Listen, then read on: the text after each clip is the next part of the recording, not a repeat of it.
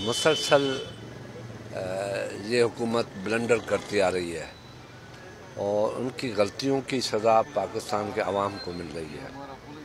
ہم نے شروع میں بھی یہ کہا کہ ہم سیاستدانوں کو بیٹھ جانا چاہیے، مگر انفارچونیٹلی جو اس حکومت کے سربراہ ہے وہ اپوزیشن کے ساتھ بیٹھنے کے لیے تیار بھی نہیں ہے۔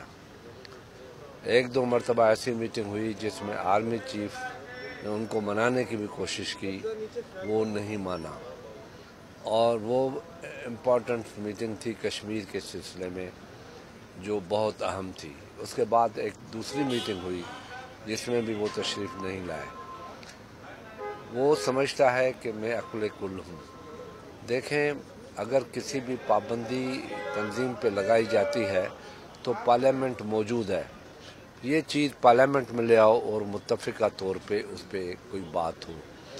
اب ان کی ایک دم پابندی ڈالنا، دوسری جماعتیں جو اسلامی جماعتیں ہیں وہ اٹھ کھڑی ہوئی ہے۔ کل آپ نے دیکھا کہ سارے ملک میں پہیہ جام تھا، ہڑتال تھی۔ یہ کوشش کر رہے ہیں کہ ملکی حالات میں لوگوں کی توجہ مہنگائی سے ہٹ جائے اور قتل و غارت کی طرف وہ چلے جائے۔ مہنگائی اتنی زوردار مہنگائی ہے جس کا تصور ہم نے کبھی بھی نہیں کیا تھا کہ کم عرصے کے اندر جو مہنگائی کی دواؤں کی قیمتیں ہیں وہ 500% بڑھ جائیں، گوشت کی قیمتیں 100% بڑھ جائیں، دودھ کی قیمتیں 40% بڑھ جائیں۔ تنخواہیں بڑھانے کے لیے تیار نہیں ہیں۔ پیٹرول کی قیمتیں 60 روپے سے 110 روپے ہو گئی۔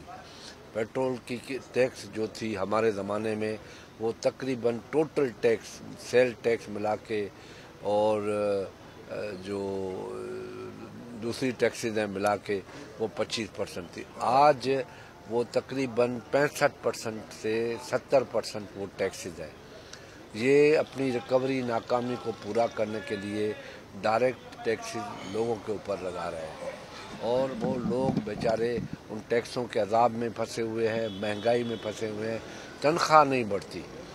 ہم نے مہنگائی کا ایک بہترین راستہ نکالا تھا، وہ تھی تنخواہ، کیونکہ ہم دیکھ رہے تھے کہ سبسڈی دینے میں کافی حد تک پرابلم آتے ہیں، کرپشن ہوتی ہے جو آج کل چل رہی ہے۔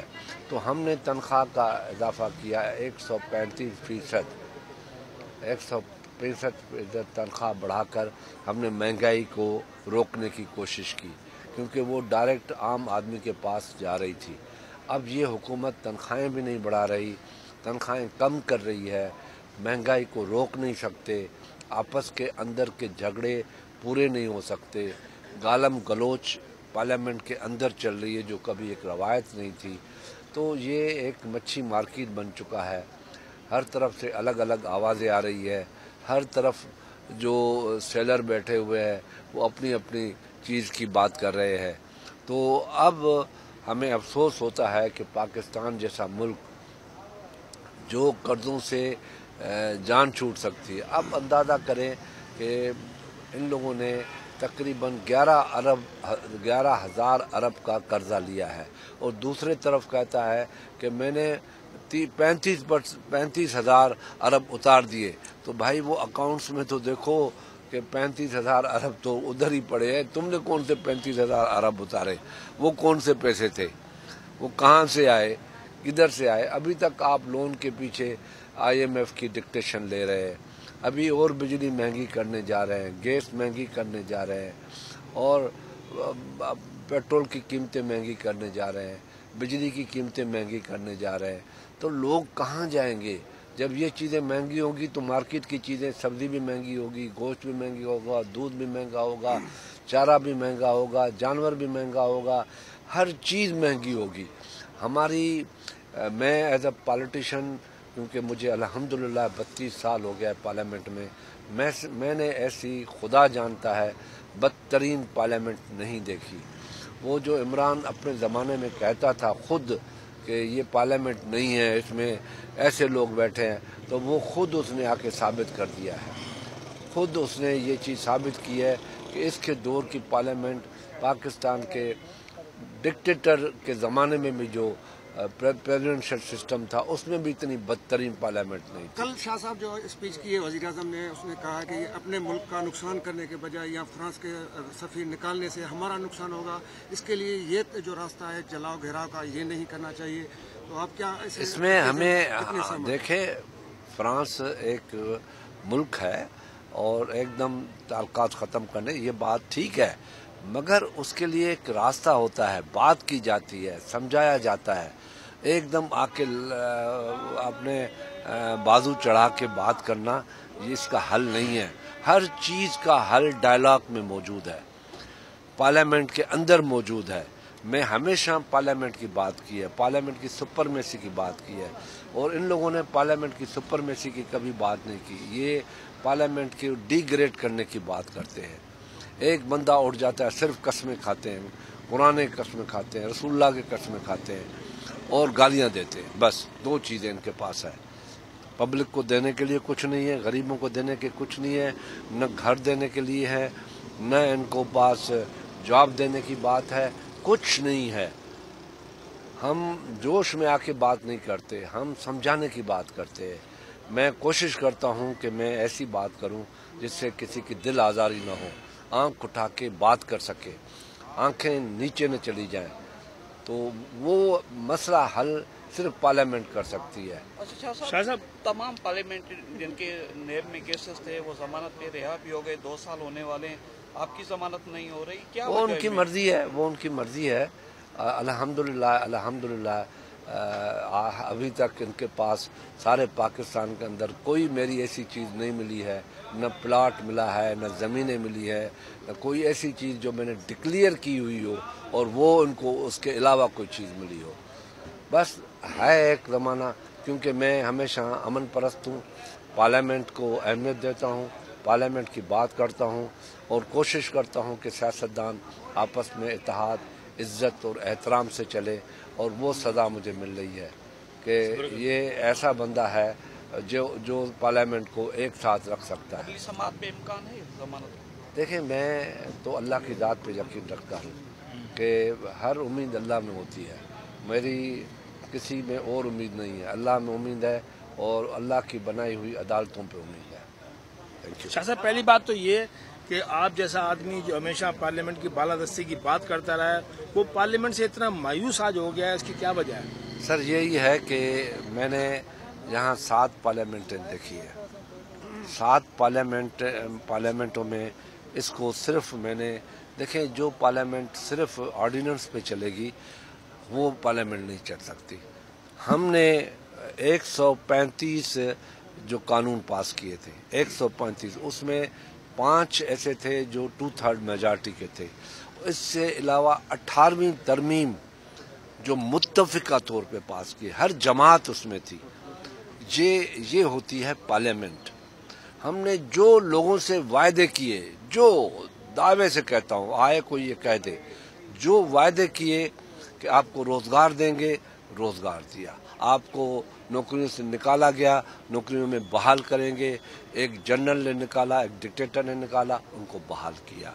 हमने 2 लाख लेडी हेल्थ वर्कर्स को 1,15,000 हमने उनको नौकरियों में रखा।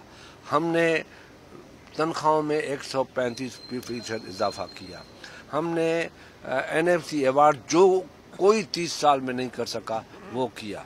हमने प्रोविंशियल ऑटोनॉमी सूबों को दी, जिसका ये रोना पीट रहे हैं कि पीपल्स पार्टी ने 18वीं तरमीम में, 18वीं तरमीम चाहे कराची हो, चाहे लाहौर हो, चाहे गिलगित बल्तिस्तान हो, चाहे कश्मीर हो, चाहे सिंध हो, हर जगह पे 18वीं तरमीम सपोर्ट करती है। और ये सोचना भी गलत है कि 18वीं तरमीम में कराची या लाहौर या उनके हक चले, उनको हक मिले हैं। हमने सूबा खैबर पख्तूनख्वा का नाम नहीं था, हमने कॉन्स्टिट्यूशन में अमेंड की। हमने गिलगित बल्तिस्तान को सूबे का दर्जा दिया। हमने दीवारों पे जो नारे लिखे जाते थे वो आज बिल्कुल नहीं है। कौन सी चीज़ है जो हमने आवाम से किया हुआ वायदा पूरा नहीं किया? मजदूरों को 12% इंडस्ट्रीज में शेयर दिया, मजदूरों को अपना हक दिया, लेबर लॉ अमेंड किए, جو ابھی تک یہ نہیں کر سکے. میں چیلنج سے کہتا ہوں, جہاں ان کو 50,000 ملتا تھا ہم نے 5 لاکھ دیا, جہاں جہیز ان کو ملتا تھا 50,000 روپیہ ایک بچی کا, ہم نے کہا ساری بچیوں کا جہیز 1 لاکھ روپیہ کم سے کم. جو بھی ڈیمانڈ تھی, انشورنس تھی, لیبر لاس کیے, لیبروں کے لیے گھر بنائے. آپ کے سامنے 1100 فلیٹیں ہم نے بنائی ہوئی ہے, اور ہاسپٹلس بنائے. کیا کچھ نہیں کیا. میں ہر دم آپ کے سامنے آتا ہوں, ان کو چیلنج کرتا ہوں تو میرے ساتھ بیٹھ جاؤ, بتاؤ کہ پیپلز پارٹی نے کیا کچھ نہیں کیا. کسی نے کچھ نہیں کیا. شاہ صاحب, رانا ثناءاللہ کا بیان آپ نے سنا ہوگا, دھمکیاں میں انہوں نے اعلان بھی کیا, اور انہوں نے کہا کہ لاہور میں مافیا کے خلاف ہاتھ ہے, اس وجہ سے سندھ پہ توجہ نہیں دی, اب سندھ کے اوپر توجہ. یہ پہلے 162 ارب کا اعلان کر گئے تھے کراچی میں, جب ایم کیو ایم کے ساتھ ان کا پھڈا پڑ گیا, ایم کیو ایم کو راضی کرنے کے لیے. پھر ان لوگوں نے 1100 ارب کا اعلان کیا. پھر اس نے ابھی 425 یا 446 ارب کا اعلان کیا. وہ پیسے 3 سال کے اندر کہاں.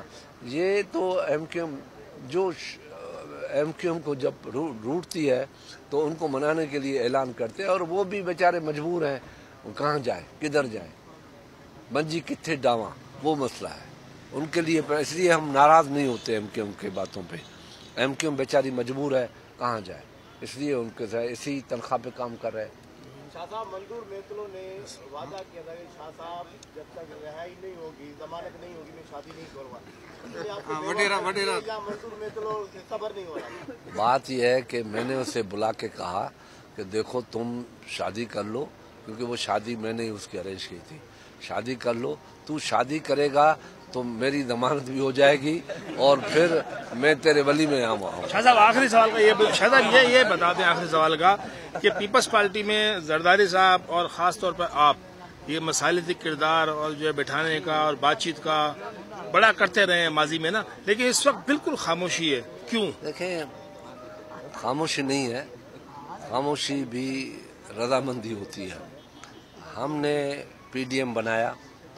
دیکھیں, میاں صاحب چلے گئے معذرت کے ساتھ, میں جو ہسٹوریکل فیکٹ ہے, میاں صاحب یہاں سے چلے گئے بغیر بتائے چلے گئے.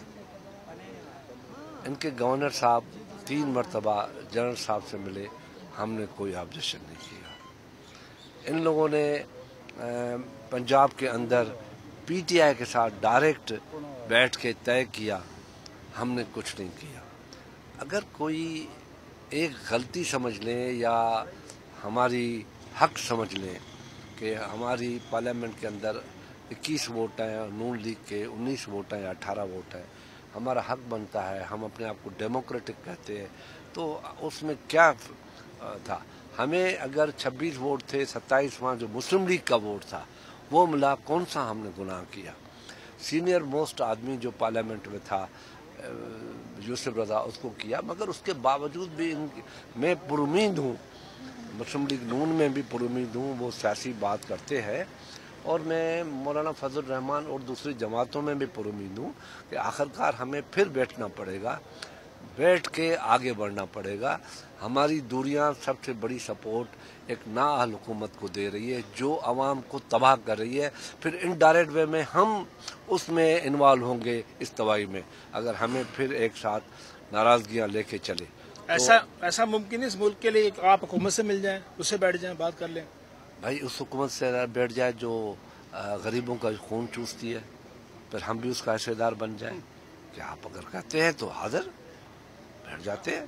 غریبوں کا ملک کی موجودہ حالات میں ٹیبل پہ تو بیٹھ سکتے ہیں, ہم بات کر سکتے ہیں, ان کو راستہ دے سکتے ہیں, ان کو کہتے ہیں کہ پارلیمنٹ کے اندر ہر چیز لے آؤ, ہم بیٹھ سکتے ہیں, ہم اس کو سپورٹ کر سکتے ہیں, باقی حصہ تو نہیں بن سکتے. Thank you.